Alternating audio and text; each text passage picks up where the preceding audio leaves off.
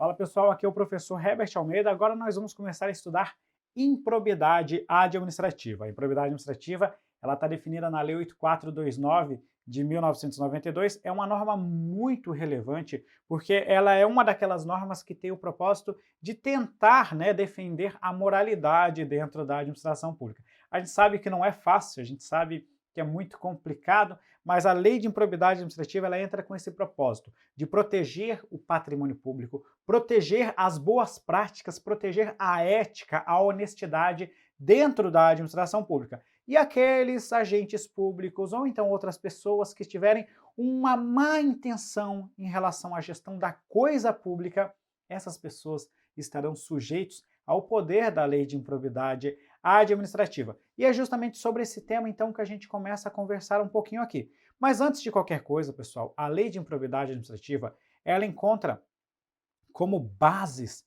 a própria Constituição Federal, né? Como quase tudo, ela tem uma previsão genérica lá na Constituição Federal, no artigo 37, inciso 4, e é justo sobre isso que a gente começa a falar agora para trazer a parte conceitual da improbidade administrativa. Você pode abrir aí a sua Constituição Federal, vai lá no artigo 37, parágrafo 4º, melhor dizendo, da nossa Constituição Federal, e você vai ver que tem um dispositivo que fala o seguinte: os atos de improbidade administrativa importarão a suspensão dos direitos políticos, a perda da função pública, a indisponibilidade dos bens e também o ressarcimento ao erário, sem prejuízo da sanção penal cabível. Então é justo isso que vai nos trazer então esse artigo 37, parágrafo 4º da Constituição Federal. Começa então aqui com suspensão dos direitos políticos. Oportunamente, nós vamos falar apenas das sanções previstas na Lei de Improbidade Administrativa. E a suspensão dos direitos políticos é uma dessas sanções. Eu só deixo isso por enquanto dessa forma, só colocando aqui, para você saber que isso já encontra um fundamento na própria Constituição Federal. E não confunda suspensão com cassação dos direitos políticos. A Constituição Federal não está falando em perda, não está falando em cassação, ela fala em suspensão dos direitos políticos quando ela trata dos atos de improbidade administrativa. Além disso, a pessoa que cometer um ato de improbidade administrativa está sujeita à perda da função pública, ou seja, a perda do seu vínculo com a administração pública, vai perder o seu cargo. Imagine que você, por exemplo, seja um servidor público concursado, já tem a sua estabilidade, mas comete um ato de improbidade administrativa. Você pode perder, quando a gente fala de função pública aqui, a gente está falando num sentido abrangente, você pode perder esse seu cargo, pode perder esse seu vínculo. Professor, mas eu não sou estável. Olha, você é estável, mas a estabilidade ela não é uma blindagem absoluta ao seu direito de permanência na administração pública. A Constituição Federal prevê hipóteses de perda desse cargo, mesmo sendo estável, e uma delas é uma decisão judicial transitada em julgado. E uma das situações que pode ensejar essa decisão judicial transitada em julgado é o fato de você cometer um ato de improbidade administrativa. Quando a gente chegar nas sanções, nós vamos falar como é que funciona essa historinha aqui. Além disso, nós temos a indisponibilidade dos bens. Indisponibilidade dos bens não é bem dizer uma sanção. Na verdade, ela é uma medida preventiva que você adota quando uma pessoa... É só você lembrar, né? É só você pensar esse monte de casos de corrupção que você vê aí pela televisão, e a gente sabe que quando a pessoa é condenada e a gente vai cobrar dela, né? Porque assim, a gente tem que sempre pensar que a condenação, ela não resolve por si só nada. O que você tem que ter é uma execução da condenação. E aí a pessoa é condenada a ressarcir o patrimônio público, e quando as autoridades públicas vão procurar o patrimônio da pessoa, ela tem lá um carro velho e não tem mais nada no nome dela.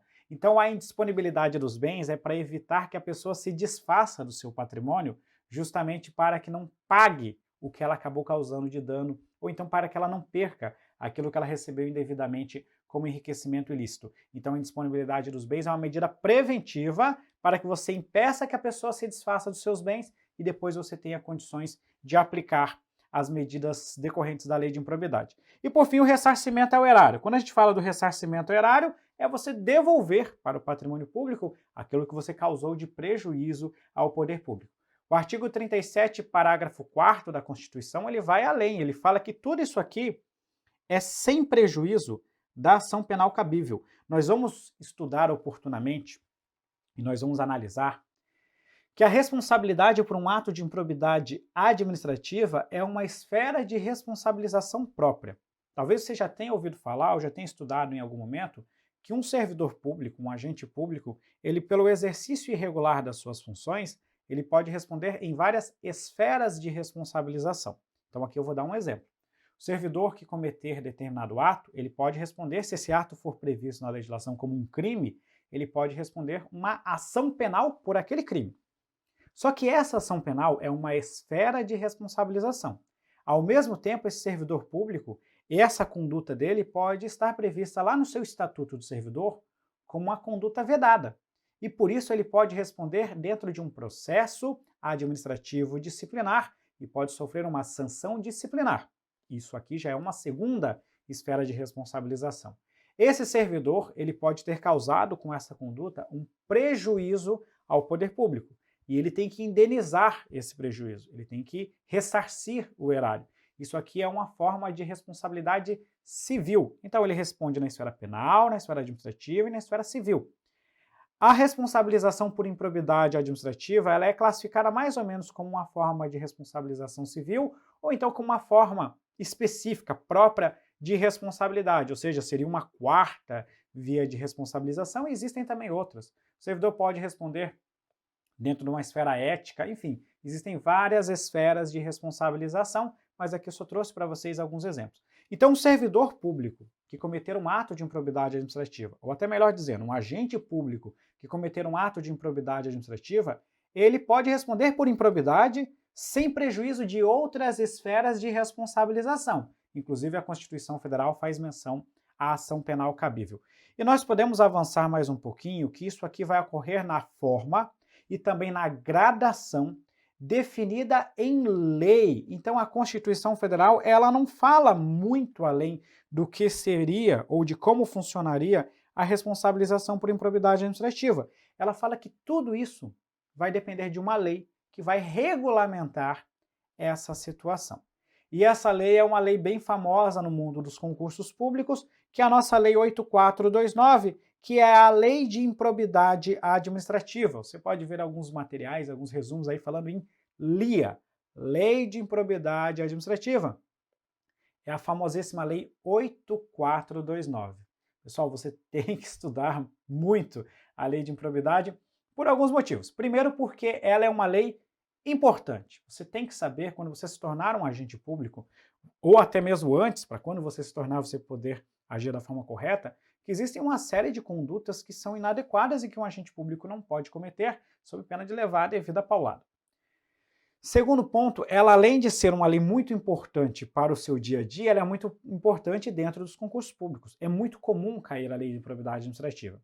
E o terceiro ponto é que, além dela ser comum de cair em concurso público, ela é uma lei relativamente pequena e fácil de você pegar, né? Ah, professor, para mim a lei de improbidade é difícil. Não, ela não é difícil.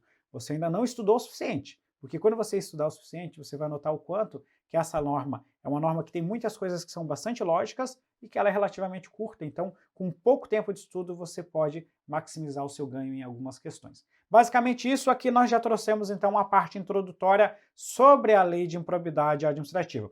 A partir de agora, a gente precisa fazer uma análise num pilar. Você precisa entender o que é improbidade administrativa, você precisa entender quem pode praticar o ato de improbidade administrativa e você precisa entender quem pode sofrer o ato de improbidade administrativa. São esses 3 pontos desse pilar que nós vamos começar a estudar agora. Eu vou falar com vocês sobre o que é, mas agora aqui é só numa parte mais teórica. Lá na frente, ainda na nossa aula, nós vamos aprofundar sobre quais são os atos de improbidade administrativa. Aqui eu vou trazer apenas um conceito teórico, mas oportunamente a gente entra nas espécies e vamos tratar de cada uma delas. Quem é e quem sofre o ato de improbidade, isso nós já vamos ver nesse bloco aqui. Então, partindo para a nossa tela, eu vou trazer para vocês aqui, primeiramente, uma questãozinha só para a gente abrir. Olha só, à luz da Constituição Federal, os atos de improbidade administrativa poderão... O que a questão quer aqui é exatamente a redação da Constituição. Então, o que a questão está nos pedindo aqui é a redação do artigo 37, parágrafo 4º da Constituição Federal, que vai nos dizer assim, ó, que os atos de improbidade poderão acarretar a suspensão dos direitos políticos, então já de cara aqui o nosso gabarito, a indisponibilidade dos bens, não tem cassação, nós já vimos em cima que é a suspensão, a perda da função pública, e nós ainda vamos ter o ressarcimento ao erário e também a indisponibilidade dos bens que a gente já viu em cima. Só que ele coloca aqui o ressarcimento ao erário que inviabiliza a persecução penal. Não, né? É sem prejuízo da ação penal cabível. Então guarde o que a Constituição Federal prevê, porque pode cair de forma literal. Suspensão dos direitos políticos, perda da função pública, a indisponibilidade dos bens e o ressarcimento ao erário, sem prejuízo da ação penal cabível. Agora vamos para a nossa parte mais doutrinária para entender o que é improbidade administrativa. Quando a gente fala de improbidade administrativa, você tem que entender que nós estamos tratando, em linhas gerais, de uma conduta desonesta, de uma conduta imoral, no que se refere ao trato da coisa, ou seja, do patrimônio público. Veja que é uma coisa bem genérica, né? Sempre que você tem que ter ideia de improbidade administrativa, nós temos uma relação muito forte com o princípio da moralidade, lógico, e nós também temos uma relação muito forte com o trato do patrimônio público. Então, basicamente, essa ideia de você ter uma conduta desonesta, uma conduta imoral, em relação ao patrimônio público, isso aqui vai, dentro de algumas das medidas, cair como um ato de improbidade administrativa. Alguns alunos nos questionam o seguinte: professor, eu sempre vejo aí em alguns textos, eu sempre vejo questão de prova falando de moralidade e também falando do princípio da probidade. Eu nunca consigo entender qual que é a diferença de um e qual que é a diferença do outro. A doutrina, lógico que doutrina é doutrina, né? Doutrina, cada cara pensa de uma forma e cada cara fala de uma forma diferente. Mas, em linhas gerais, moralidade é sinônimo de probidade. Então, você agir de forma ética, de forma honesta, pautado na boa-fé, que é a ideia de moralidade, é a mesma coisa que agir de forma proba. Você estará agindo de forma honesta, de forma ética, pautado na boa-fé. Porém, quando a gente fala de imoralidade, ou seja, estou falando agora do ilícito, agora estou falando do errado. Quando você fala de imoralidade, imoralidade é diferente do conceito de improbidade. Eles são relacionados, mas uma coisa é diferente da outra. Por que eu estou falando isso para vocês? Porque a improbidade é um conceito maior, é um conceito mais amplo, se a gente for fazer aquele esqueminha da boca do jacaré, né? A improbidade é mais ampla do que a imoralidade. Como assim, professor? Porque quando a gente fala de imoralidade, nós estamos falando apenas de coisas que ofendem a ética, que ofende a honestidade, que ofende as boas condutas. Quando a gente fala de improbidade, nós estamos falando de tudo isso que eu acabei de dizer e mais um monte de coisa. Quer alguns exemplos? A lei de improbidade, ela nos traz exemplos de atos de improbidade administrativa. E vai ter uma conduta lá que é, por exemplo, você negar a publicidade aos atos oficiais. Olha, dá para eu colocar isso como uma imoralidade? Talvez até dê, depende do contexto, mas não é bem uma conduta imoral. É simplesmente uma conduta ilícita. E essa conduta é considerada um ato de improbidade administrativa.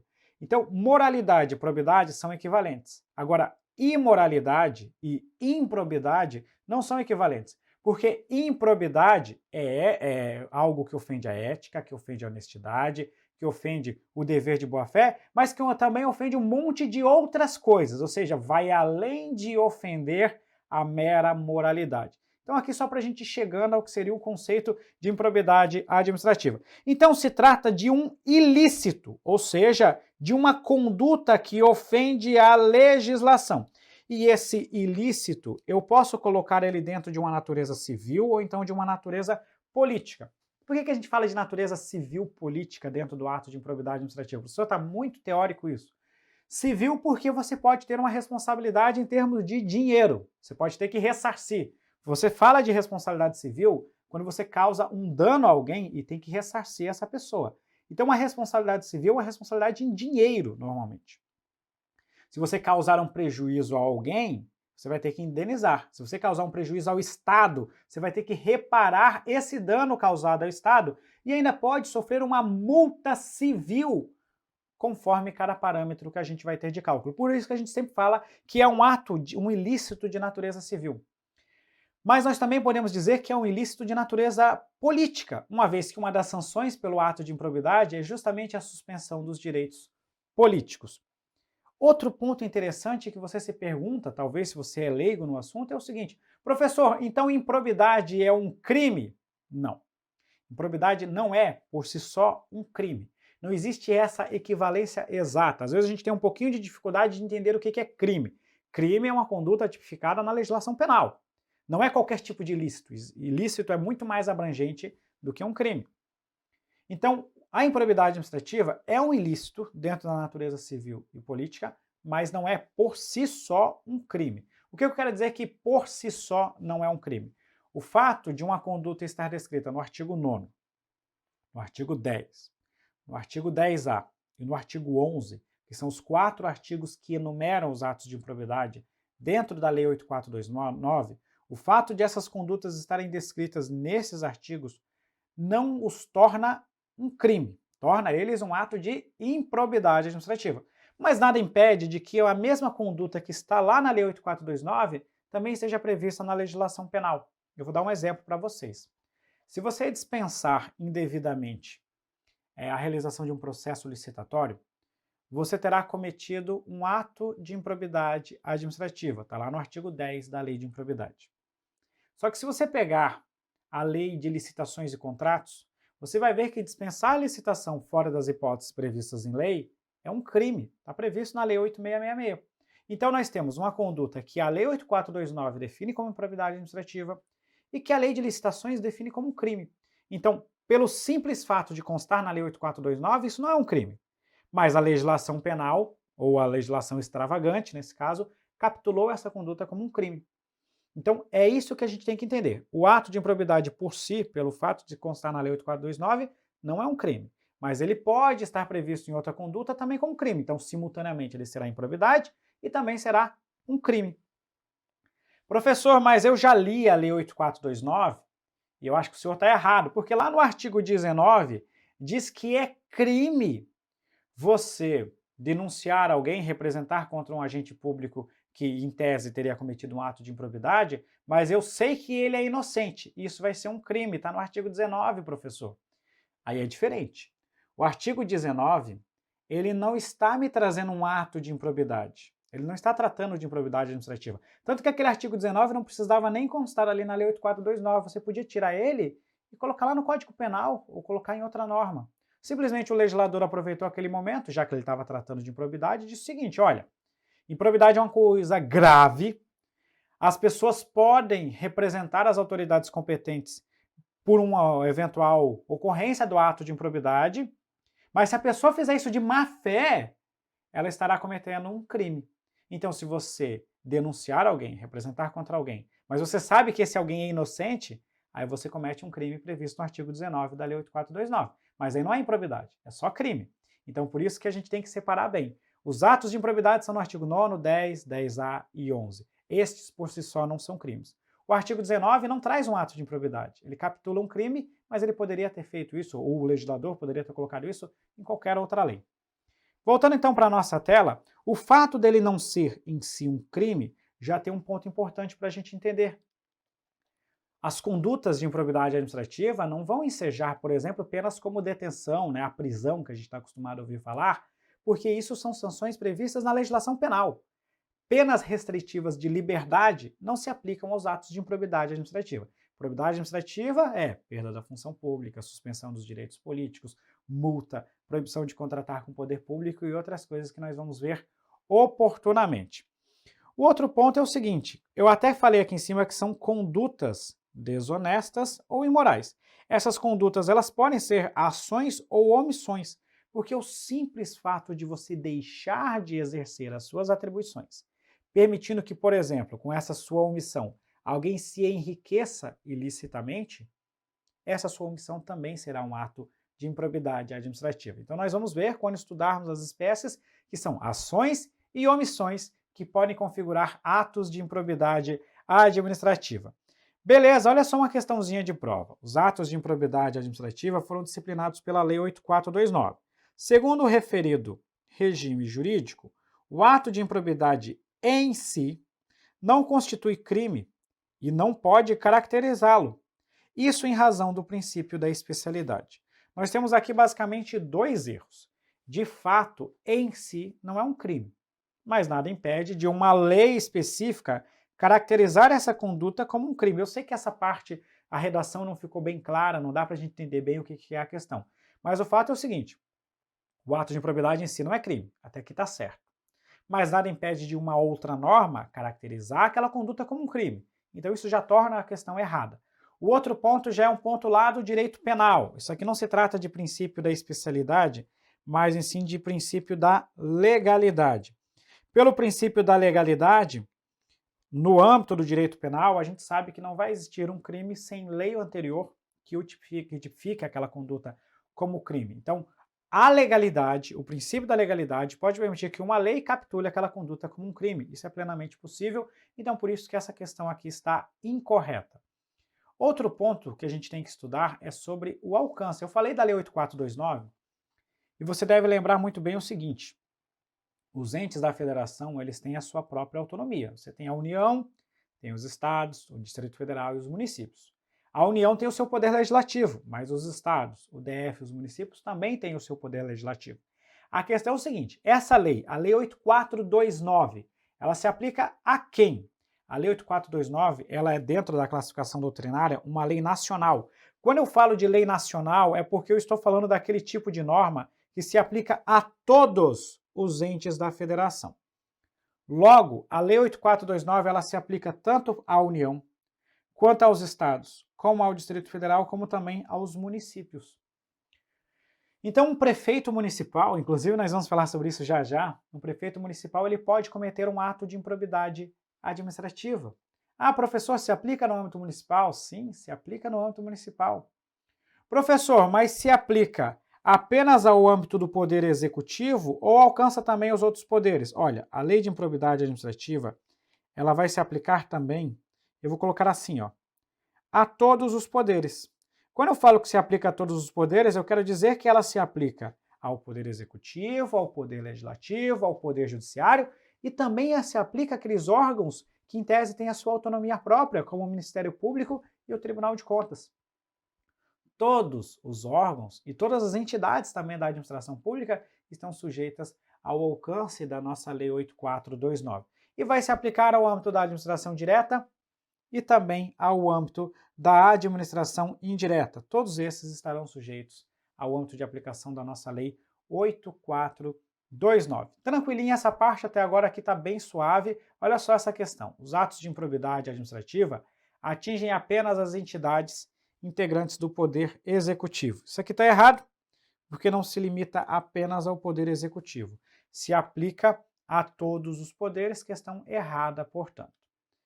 Agora eu quero tratar com vocês sobre o sujeito passivo. Lembra que eu comentei com vocês o seguinte, olha, a gente tem que entender o que é. Eu já fiz uma introdução sobre o que é improbidade administrativa naquela parte conceitual. Eu mostrei também que não é crime, mostrei aqueles outros aspectos. Em outra hora nós vamos analisar quais são as espécies. Então a gente vai continuar depois a estudar o que é improbidade. Mas agora a gente vai falar quem sofre o ato de improbidade administrativa e quem comete o ato de improbidade. Primeiramente eu quero falar com vocês quem pode sofrer o ato de improbidade. Contra quem pode ser praticado o ato de improbidade administrativa. O primeiro caso de quem sofre, que é o que a gente chama de sujeito passivo, ou seja, aquela pessoa contra quem será cometido o ato de improbidade administrativa, vai ser o âmbito da administração direta, indireta e também a administração fundacional. O artigo 1º da Lei 8429, ele também fala assim, inclusive dos territórios federais, né? Inclusive dos territórios. Então vai ser da administração direta, indireta, fundacional e dos territórios. Eu só não coloquei dos territórios aqui porque é meio que redundante, porque o entendimento... Hoje a gente não tem nenhum território no Brasil. Se houver, o território, de certa forma, ele faz parte da administração indireta. Então não precisava nem dessa redundância toda. Além disso, a questão colocou assim, ó, a redação legal colocou administração direta, indireta e fundacional. As fundações públicas fazem parte da administração indireta. Então nem precisava ser tão redundante. Mas é uma moda, né, da legislação falar assim de administração direta, indireta e fundacional. Mas as fundações estão dentro da administração indireta. Então só para a gente ter mais ou menos essa noção. Não se resume apenas à administração pública. Também vai alcançar as empresas incorporadas ao patrimônio público. Quando a gente fala de empresa incorporada ao patrimônio público, é alguma empresa que por algum motivo veio passar ao patrimônio do Estado. A gente pega um exemplo que imagine a seguinte situação. Foi firmado um contrato entre o poder público e uma... Vamos colocar assim, ó, uma empresa pública firmou um contrato com uma empresa privada e exigiu uma garantia. A empresa privada deu como garantia as suas ações, né, um percentual das suas ações. E se juntasse o que a empresa pública já tinha de ação daquela empresa, que ela já tinha algumas ações, se juntar o que ela já tinha de ações, com mais essas ações que foram dadas de garantia, se juntasse tudo isso, ela passaria a ter mais do que 50% daquela outra empresa. Então ela passaria a ter o controle daquela empresa lá. E aí a empresa não cumpriu o contrato, então a gente vai executar a garantia. Executando a garantia, aquelas ações passam a ser da empresa pública. Consequentemente, aquela empresa acabou sendo incorporada aqui ao patrimônio estatal. Claro que eu não vou entrar na discussão, e não preciso entrar nessa discussão nessa aula, sobre o conceito de administração pública, sobre o que seria uma empresa incorporada. É um conceito um pouquinho mais aprofundado e cheio de divergências, e você não precisa saber isso para fins de prova. O que você precisa entender é o texto legal. O texto legal fala de administração direta, indireta, fundacional, incluindo os territórios, e também empresa incorporada ao patrimônio público. Então eu já tenho aqui dois grupos de entidades. Só que a pergunta é o seguinte, eu posso alcançar também empresas privadas, ou seja, empresas que não compõem a administração pública, que não fazem parte da estrutura estatal? A resposta é posso. Então veja que eu posso alcançar até mesmo entidade que não faz parte da administração pública. É que, na verdade, você vai ter o sujeito passivo basicamente onde você encontrar recursos públicos. Onde houver recurso público, possivelmente nós poderemos ter um ato de improbidade administrativa. Lembra que eu falei que a lei de improbidade, que a improbidade, o objetivo é você proteger a moralidade no trato com a coisa pública? Então o objetivo é você proteger o patrimônio público. Então, onde houver recurso público, poderá existir um ato de improbidade administrativa. Se uma empresa privada de alguma forma receber recursos públicos, essa entidade poderá ser um sujeito passivo do ato de improbidade administrativa. Então vamos lá, segundo a lei de improbidade, está sujeita aqui à aplicação da lei, aquelas empresas privadas para cuja criação ou custeio o erário público haja contribuído primeiramente com mais do que 50% do seu patrimônio ou da sua receita anual. Então, mais de 50% está dentro da improbidade administrativa. Professor, mas e se a entidade tiver recebido a contribuição do poder público para a criação ou o custeio dessa entidade for inferior a 50%? Então ela não pode sofrer o ato de improbidade? Na verdade, ela pode sim. Então ela pode sofrer o ato de improbidade tanto quando você tiver mais do que 50%, como também quando você tiver menos do que 50%. Mas aqui eu coloquei um asterisco e eu já vou explicar para vocês o porquê desse asterisco.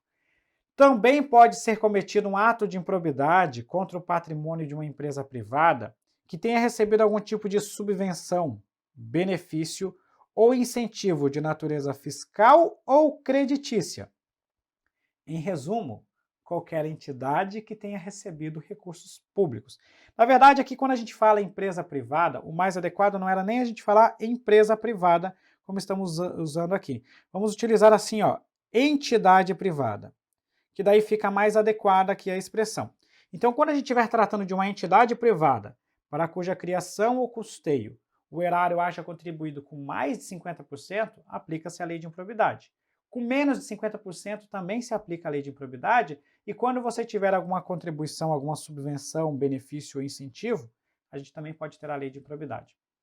Por exemplo, uma entidade, uma organização social recebeu recursos públicos para o desempenho de suas atividades, e ela vive basicamente em virtude dessa transferência, desse recurso que ela está recebendo. Então, a gente vai aplicar a lei de improbidade administrativa. Então, onde houver recurso, pode ter a lei de improbidade. Professor, mas então qual que é a diferença de quando tem mais de 50% e quando tem menos de 50%?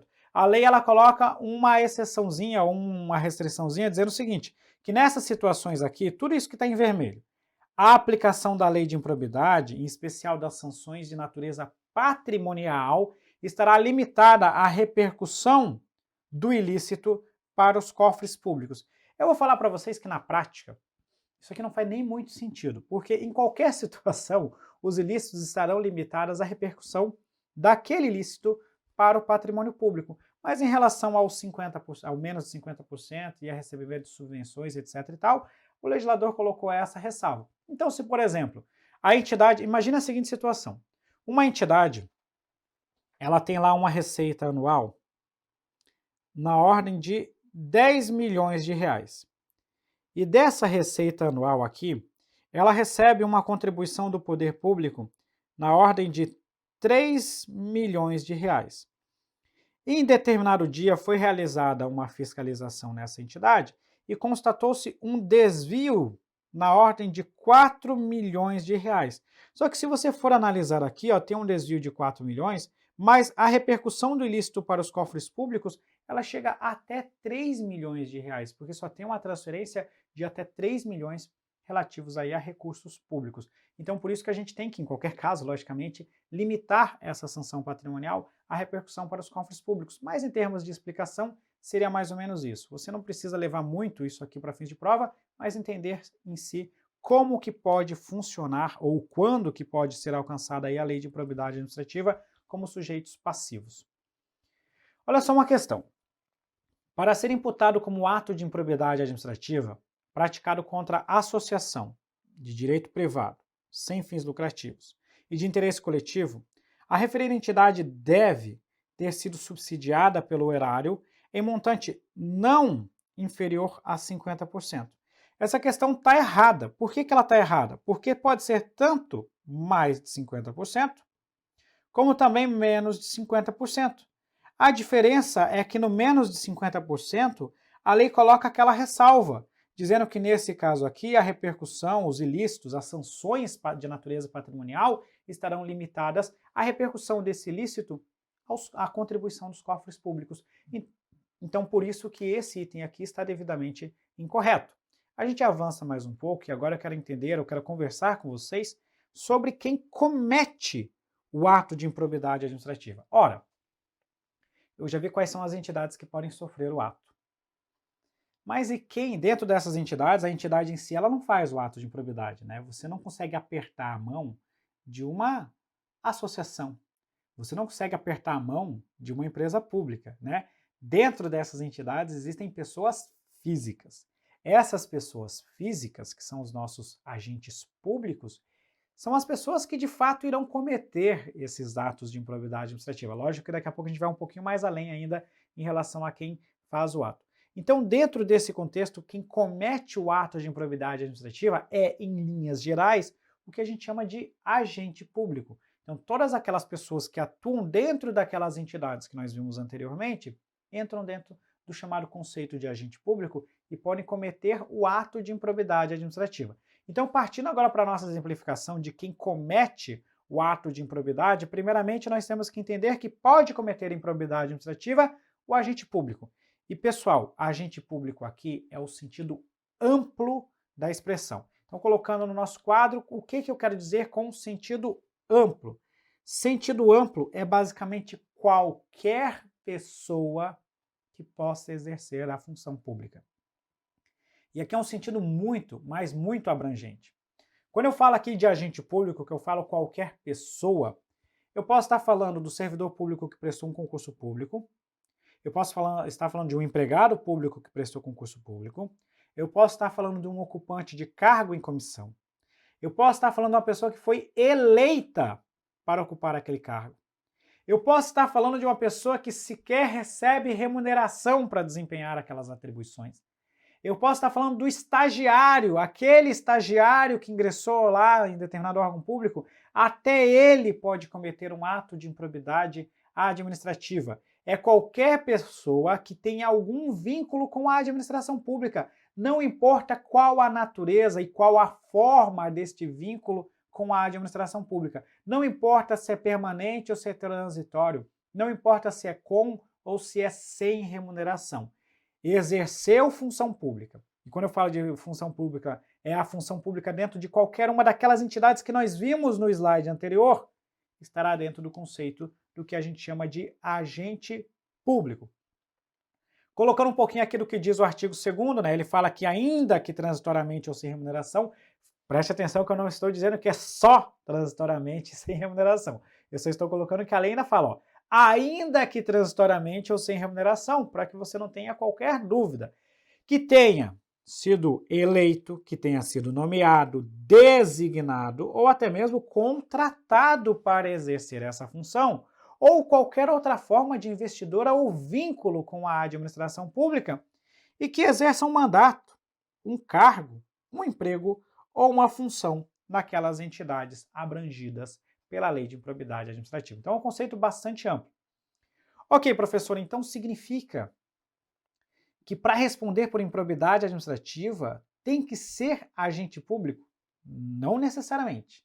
Além do agente público, nós também podemos ter, dentro da lei de improbidade, aquelas pessoas ou aqueles terceiros que, mesmo não sendo agentes públicos, de alguma forma induziu, concorreu ou se beneficiou da prática do ato de improbidade administrativa. Então vamos pegar a seguinte situação. O João é um servidor público, está lá trabalhando, não me importa, eu falei servidor público, vamos colocar até aqui, o João é um agente público, no conceito mais abrangente da expressão, está exercendo as suas atribuições, eis que ele recebe uma carta na sua casa de uma pessoa dizendo que é uma empresa, que tem interesse em algumas decisões dele dentro do órgão que ele atua, e que se ele estiver a fim de colaborar, a empresa pode fazer um depósito mensal de uma mesadinha ali de determinado valor para ele. Ele, muito feliz com a oportunidade, aceita e passa a tomar decisões favorecendo aquela empresa.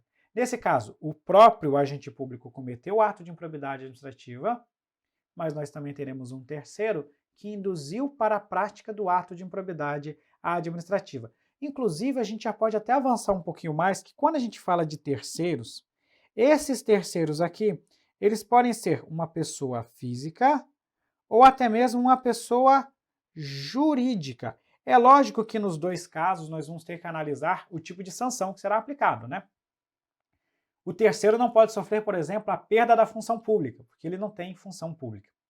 A pessoa jurídica também não pode sofrer determinadas sanções previstas na nossa lei de improbidade administrativa. Então são as sanções que seriam cabíveis a elas. Mas tanto pessoa física como pessoa jurídica que induzir, concorrer ou se beneficiar da prática do ato de improbidade administrativa estará sujeita às cominações constantes na Lei 8429. Então, o terceiro, que mesmo não sendo agente público, induzir, concorrer ou se beneficiar da prática do ato, nessa situação, ele também responderá pelo ato de improbidade administrativa. A diferença aqui é que o seguinte, o agente público é o que a gente chama de sujeito próprio, porque é ele quem de fato comete o ato. O terceiro é aquele que induz, é aquele que concorre, é aquele que se beneficia. Então, ele seria um sujeito impróprio do ato de improbidade administrativa. Tá? Então, a gente tem essa relação. O outro ponto é que o terceiro, ele somente responde juntamente com o agente público. Você nunca vai ter uma ação de improbidade administrativa em que só tem um particular como réu na ação. Eu tenho que ter o agente público e o particular. Então, a gente tem, na verdade, a seguinte ideia. O agente público pode responder sozinho? Pode. Eu posso ter só o agente público na ação de improbidade. Agora, o terceiro, aquele que não é agente público, ele sempre vai ter que responder juntamente com o agente público. Então, se você chegar numa ação, você vê um terceiro respondendo, tem que ter um agente público também respondendo por aquele ato de improbidade administrativa. Tem que ter um servidor público, um agente público envolvido.